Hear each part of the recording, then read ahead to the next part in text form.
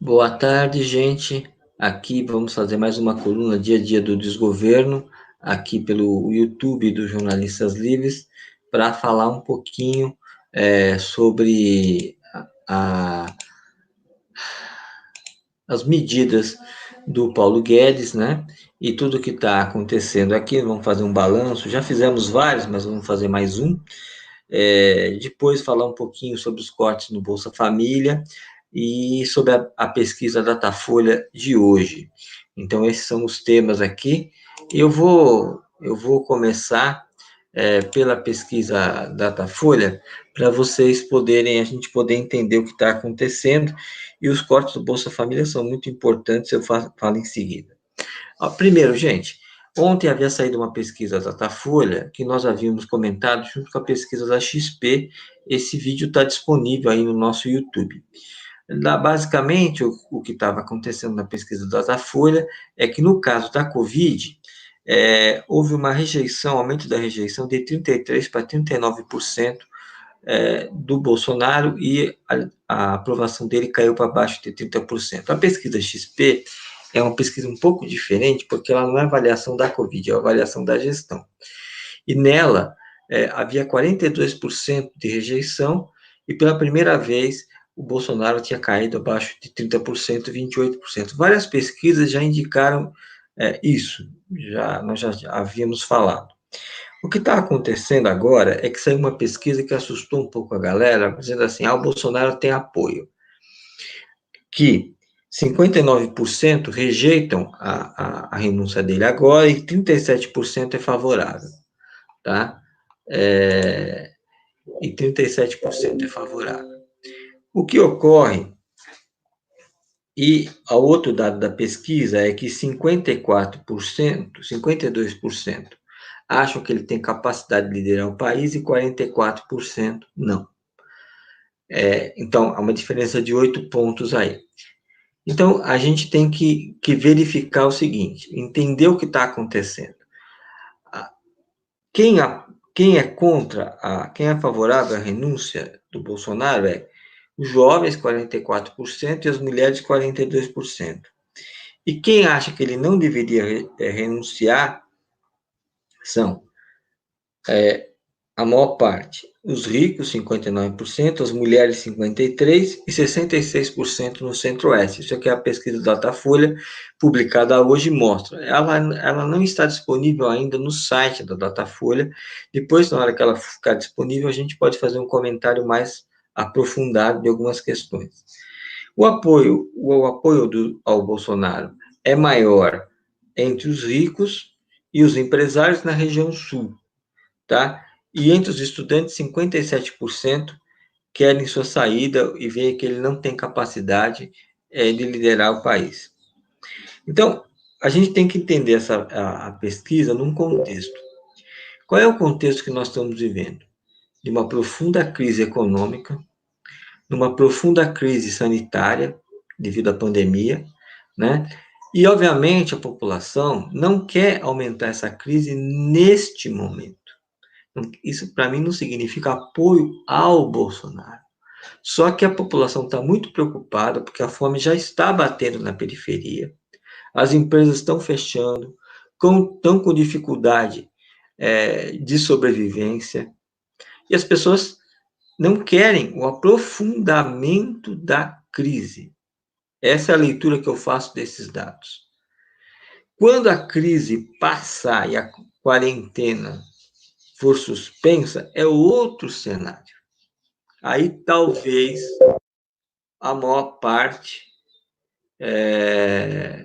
a maior parte apoie, certo, a saída do Bolsonaro, tá bom?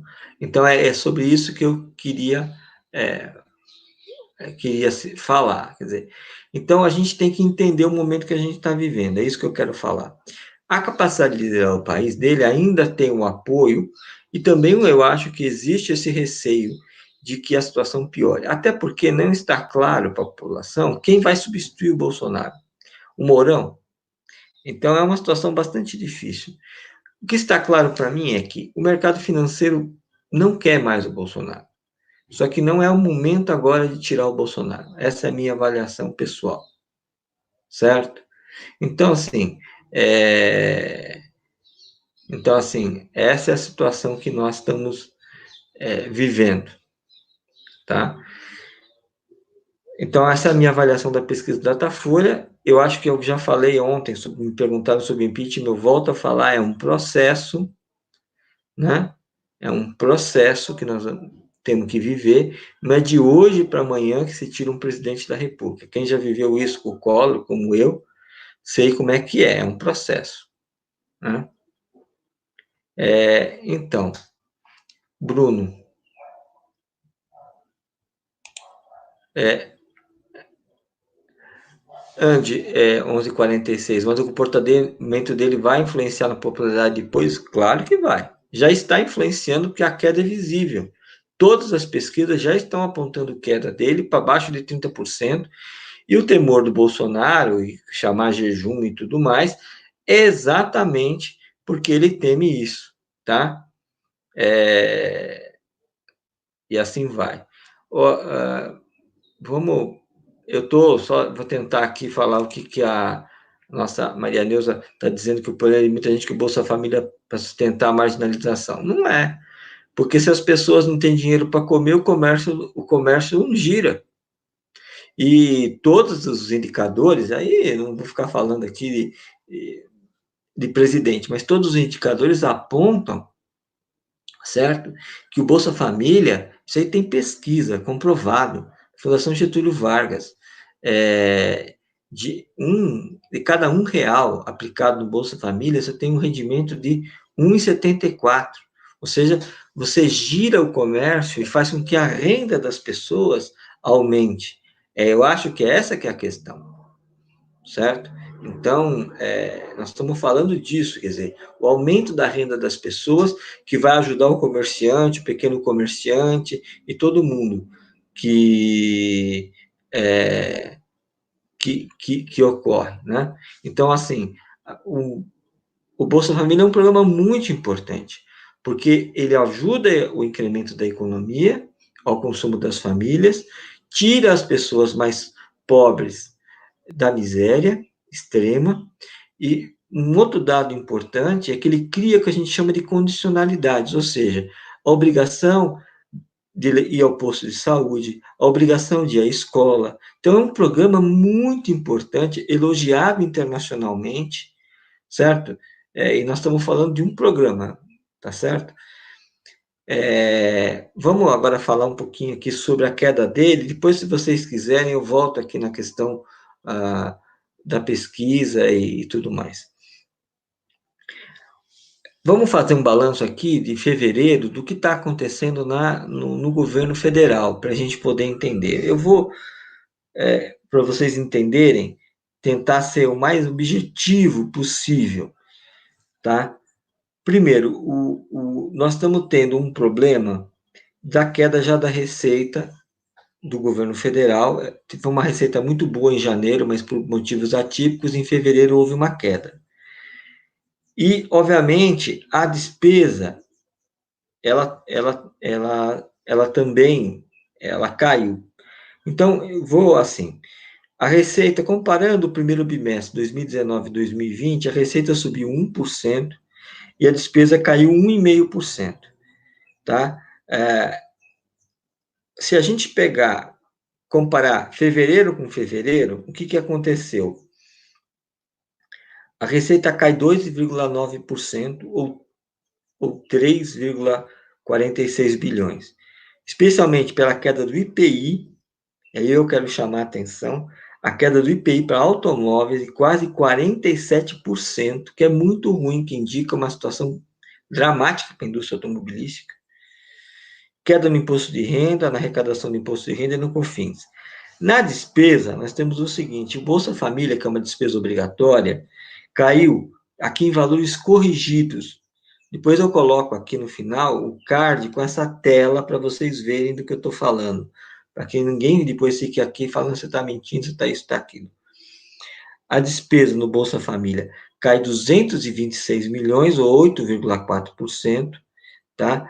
E as despesas que a gente chama de discricionárias, que não são obrigatórias, em fevereiro de 2020, comparado com fevereiro de 2019, nós temos uma redução na saúde de 80 milhões, 5,4%, segurança pública, uma redução na área do Moro de 29%, e na assistência social uma queda de 67%, quer dizer, brutal.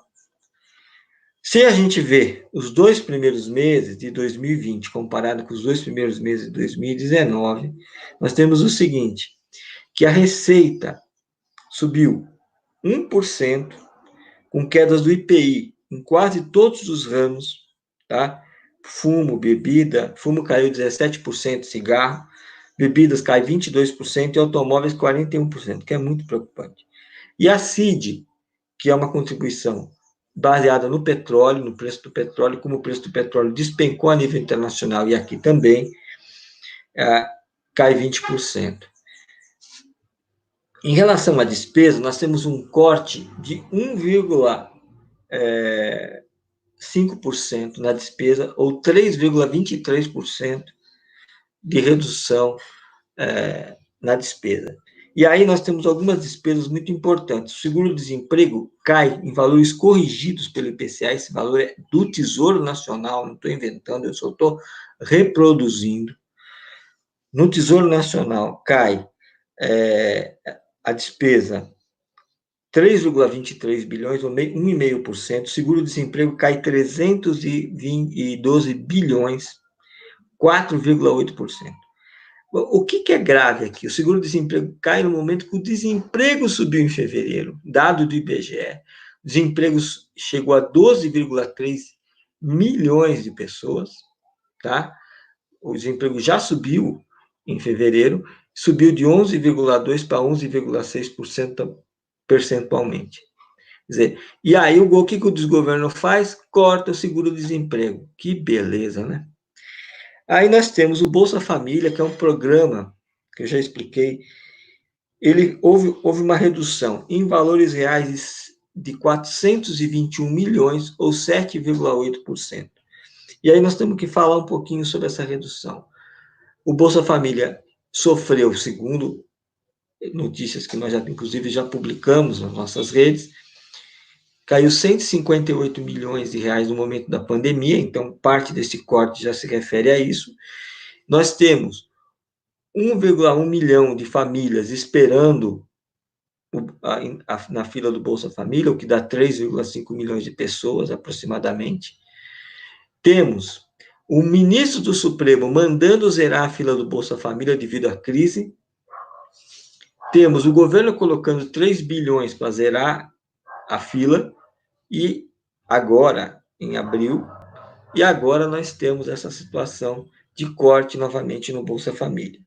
É um absurdo completo, as pessoas passando fome na periferia de São Paulo, dando arroz para os seus filhos, porque não tem outra coisa para comer, porque a merenda não está sendo, as escolas não estão funcionando, não tem merenda, tá?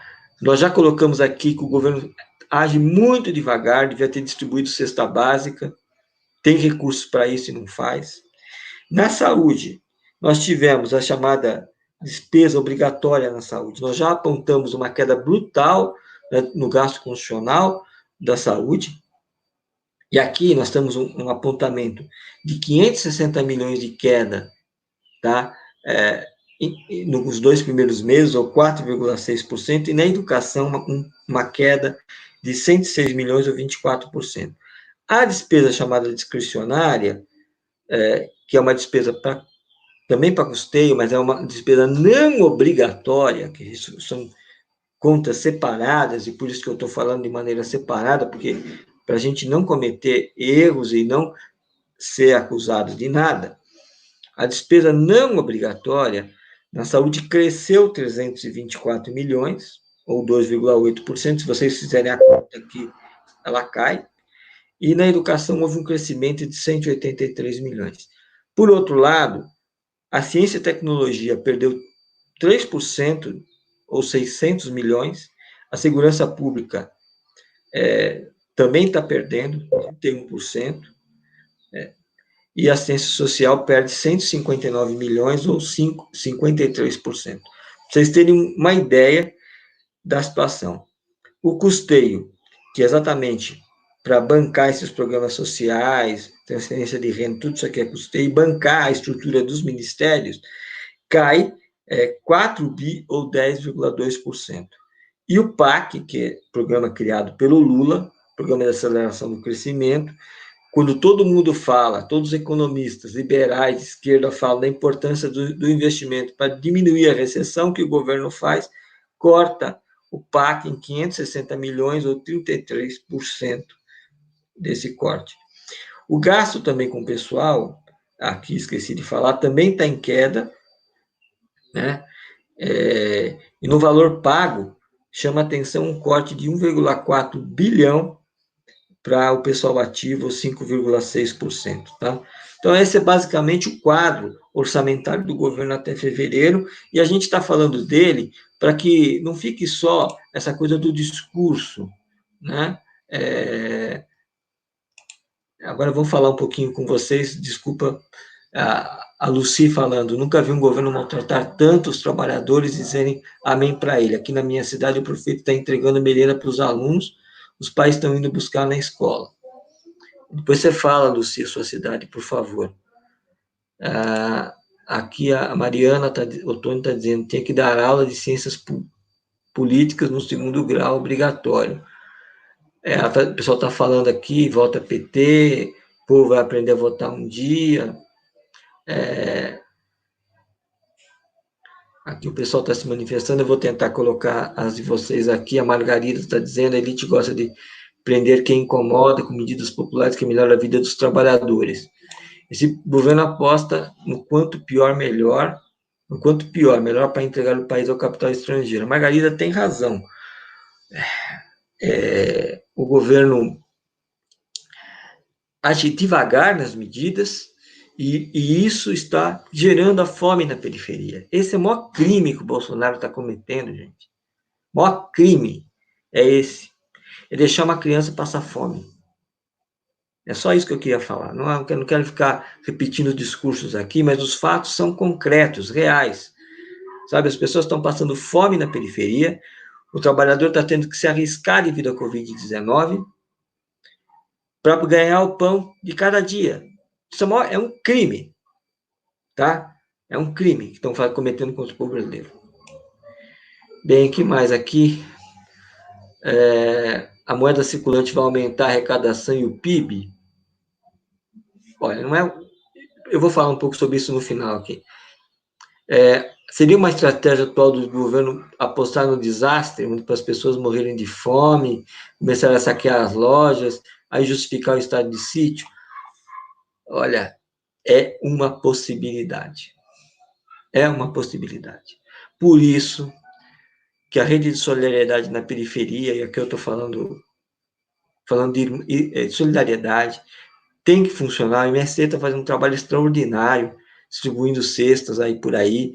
Então, agora fizeram um sabão líquido, vão colocar aqui para os caminhoneiros nas rodovias aqui na região oeste de São Paulo. Tá? Então, tem que louvar esse trabalho que está sendo feito, louvar todos os movimentos que estão tentando distribuir cestas básicas e tentar diminuir a pobreza na periferia o mais rápido possível. E há esse problema que é real, tá? De ele tentar gerar uma convulsão social. Os saques já aumentaram. Há um relatório do governo que aponta que eles estão monitorando os saques. Há uma grande preocupação com isso, gente. Olha, não interessa para nós a convulsão social nesse momento. Já é muito desastre, tá? Muito desastre esses cortes que o governo está fazendo e colocar as pessoas na miséria. Não nos interessa. Vou ser bem claro. Por que não interessa? Porque isso coloca em risco a democracia, que é o maior bem que o nosso país tem, tá? E ajuda soluções autoritárias. É por isso que não interessa a gente essa convulsão social. Aqui, tentar responder para vocês. Olha, o Edson Eleodoro está colocando: os financiadores da atualidade não são mais os governos de direita e esquerda, mas a elite de 1% do país e as multinacionais com vários interesses. São eles que mandam nesse momento no país. E eles é que elegeram Bolsonaro, acreditaram numa agenda de cortes e agora estão sendo obrigados pela situação e a crise internacional a mudar essa agenda um pouco. Isso é evidente. E os banqueiros estão fazendo um jogo aí, né? Os banqueiros, gente, falaram que vão colocar 50 milhões aí para ajudar os pobres. Eles tiveram mais de 70 bilhões de lucro. É uma piada, uma piada. Depois eu vou falar um pouco sobre os bancos aqui, a questão dos banqueiros, que é outra parte aqui. Então, eu vou. Souza, está falando aqui sobre os estádios, mandar dinheiro para a Venezuela, para a Argentina, para o Congo. Irmão, presta atenção. O PT já governou, ele não governa mais. Quem governa é o Bolsonaro, quem tem que resolver é o Bolsonaro. Ponto. Certo? É ele que está com a caneta na mão, é ele, Bolsonaro, que tem que resolver. Quanto a fazer estádio, eu só vou dizer uma coisa para você, irmãozinho. Quando a Copa do Mundo gerou bilhões para o Brasil, é uma questão de você ver número. E quando você fez os estádios de futebol, era para fazer uma Copa do Mundo. E gerou ganhos de obras e tudo mais. Todos os países fazem Copa do Mundo. Todos os países. Vários países fizeram. Eu não acho que esse seja o problema nosso. Nosso problema é que lá atrás, para fazer o impeachment, jogaram o país numa crise e nós não conseguimos sair até agora. Quem fez o golpe, inclusive o Bolsonaro, falou que em 6 meses estava tudo arrumado. Faz aí a conta se está tudo arrumado. Bom, agora deixa eu falar uma outra parte aqui sobre o Paulo Guedes e depois eu volto a falar, conversar com vocês. Bom, o Paulo Guedes, ele descobriu o básico, que os recursos dos bancos que ele enviou para os bancos são 1,2 trilhão de reais para os bancos, para dar liquidez aos bancos. Eles, segundo eles, estão empossados. O que é empossado? Os recursos vão para o caixa do banco, aumenta a liquidez do banco. Tá? Lembrando que vários bancos tiveram queda nas ações de 30%. Aproximadamente disso, entre 20% a 30%. Itaú, vários tiveram queda. Então, o seu capital, obviamente, o seu valor se depreciou. Então, quando você libera liquidez para os bancos, você ajuda o capital do banco a aumentar, certo? Isso ajuda os balanços dos bancos a superarem as crises. Ninguém quer banco quebrado, tá? Porque as consequências de banco quebrado é quebrar a empresa, é uma série de coisas que não é tão simples assim.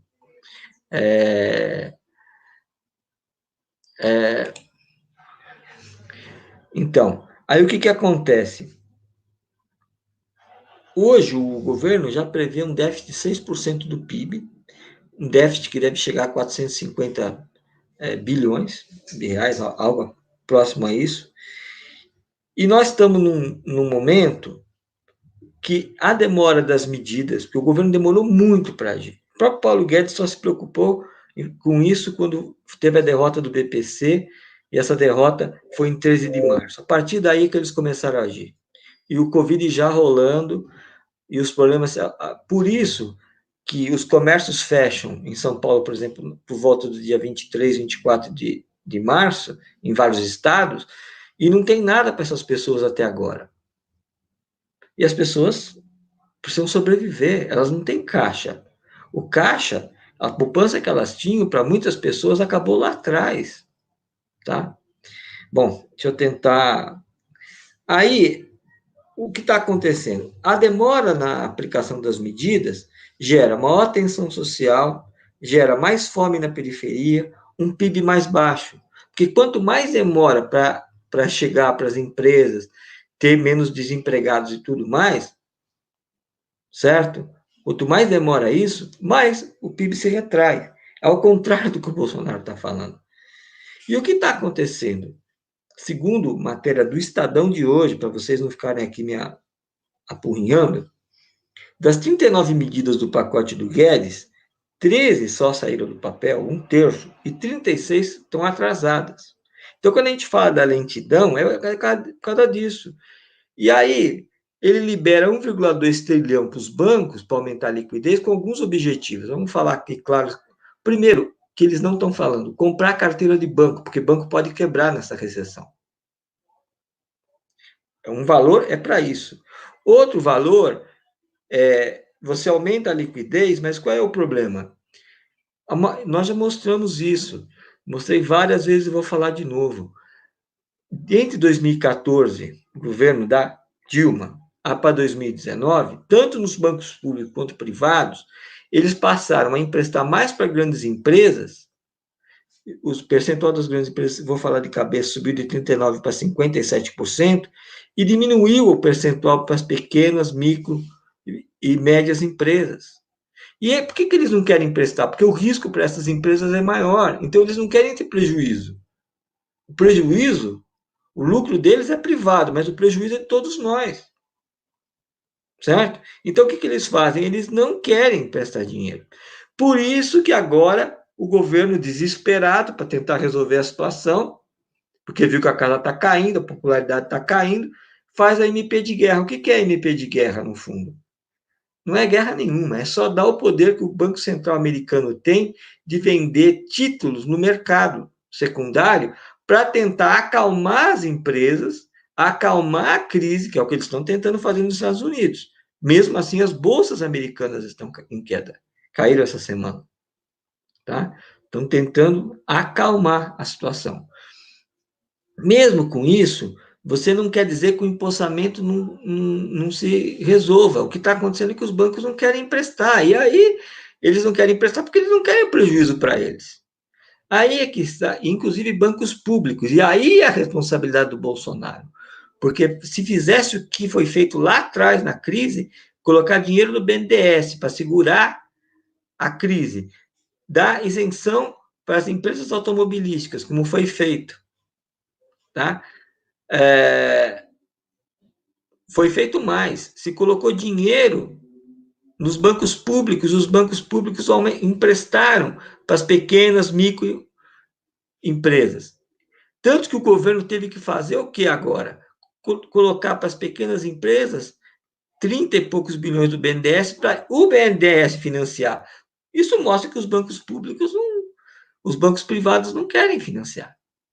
Estão repetindo o que as gestões que eles tanto criticam da esquerda fizeram lá atrás.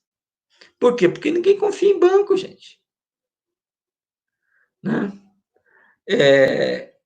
E aí, o que eu queria dizer também é o seguinte, que o atraso das medidas provisórias, especialmente o atraso daquela medida provisória que reduz salário e reduz as jornadas, pode já estar levando a mais desemprego.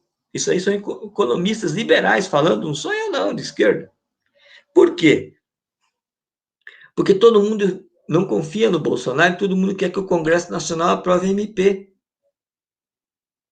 Porque se a MP perder validade, como é que fica juridicamente o imbróglio? Porque a MP tem validade por 3 meses, prorrogável por mais 3. Se a MP cair no Congresso, porque ninguém duvida que isso possa vir a acontecer. Então, o que acontece? Muitas empresas estão demitindo, que é o que o pessoal estava colocando aqui. Elas não estão esperando a MP. Então, isso torna o quadro mais grave ainda, mais difícil ainda. Eu vou tentar só responder aqui o que o pessoal está perguntando. Tentei dar um quadro para vocês aqui.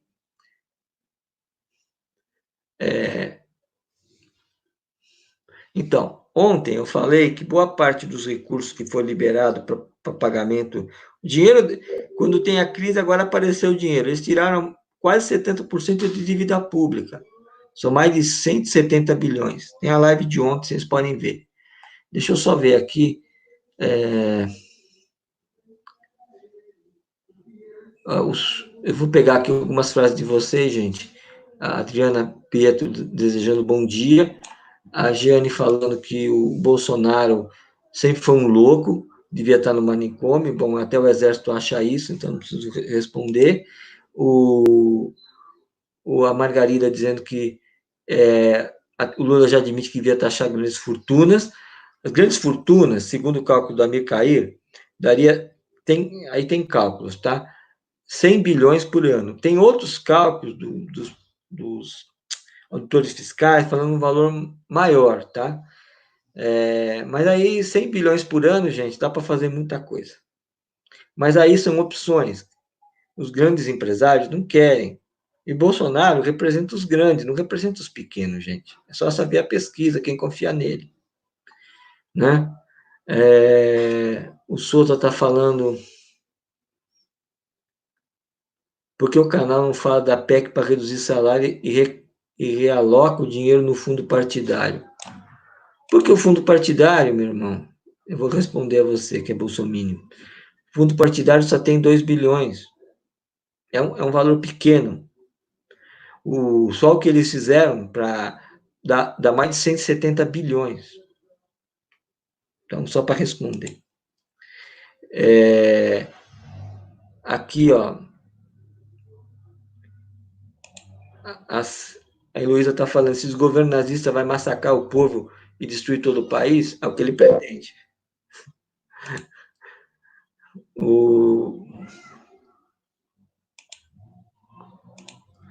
Aqui, só vendo aqui o que outras pessoas. Vai reduzir o salário do alto escalão. Também não resolve, gente, porque se você reduz salário, você reduz consumo. É que as pessoas não entendem. Veja, gente, vai haver redução com a medida do Bolsonaro. Eu vou trazer os números aqui amanhã, de quanto que cada trabalhador vai perder, mesmo, porque, por exemplo, o trabalhador que ganha 6 mil reais vai perder R$ 1.000. Quem ganha um salário mínimo não vai perder nada, tá? Mas quem ganha 6 mil reais vai perder R$ 1.000. Se a redução for de 25% da jornada e do trabalho. Se ela for maior, a queda é maior. Obviamente, quando o trabalhador ganha menos, o que acontece com ele? Ele consome menos. Se ele consome menos, é menos emprego, é menos comércio aberto, e assim vai.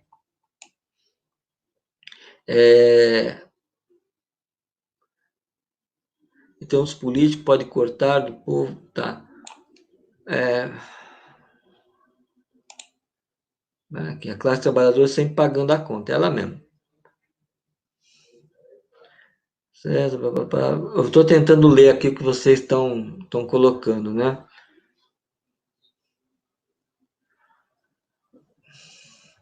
Esse governo que dizia que o PT ia acabar com o Brasil, pois, ó, Max Souza diz, esse governo que dizia que o PT ia acabar com o Brasil, pois veja quem realmente está acabando com o Brasil e com os direitos sociais e trabalhistas do povo brasileiro, o governo do Bolsonaro. Bom, então, gente, eu já falei demais aqui, já passou até porque era para fazer um negócio menor. Sugiro a vocês que vejam a live de ontem, na qual, se vocês querem escândalo e ficar preocupado, o governo Bolsonaro, através da medida provisória, colocou 52 milhões para combater Covid na presidência da República e corta dinheiro da educação. Vejam, são números que eu tirei das medidas provisórias do Bolsonaro, fui lá fazer o levantamento, o que ele aumentou, o que ele reduziu, para poder chegar a essa conclusão. E aqui ninguém está a fim de mentir. Tentamos fazer um jornalismo sério, tá? E não ficar mentindo para a população. Gente, um abraço. Peço a vocês que curtam o canal do YouTube dos Jornalistas Livres. E acho que amanhã cedo eu tento fazer uma nova coluna com as novas notícias que saem do dia e comentar para vocês, e tentando fazer balanços e dar informação nesse momento. Fiquem em casa, lavem as mãos, tomem todos os cuidados do mundo, não acreditem no Bolsonaro, acreditem na ciência, tá? E a ciência não é ideológica, né? Então, eu vou encerrar aqui a live. Adriana, ela precisa de uma orientação de jornalista investigativo urgente. Depois eu tento te responder aqui, se eu puder te ajudar, tá? Então, vou encerrar aqui pedindo para vocês curtirem o canal do YouTube do Jornalistas Livres e, fundamentalmente, além de curtir o canal do YouTube do Jornalistas Livres, apertar o sininho para receber as notificações. Hoje, nos nossos canais, nós vamos ter uma entrevista com o GOG e outras coisas a partir... O GOG é às 6 horas da tarde e outras coisas a partir aí das 2 horas da tarde, com transmissão pelo YouTube e pelo Facebook dos Jornalistas Livres. Eu quero que convido vocês a acompanhar o trabalho de vários companheiros que a gente vai estar acompanhando aqui. Tá bom? Muito obrigado.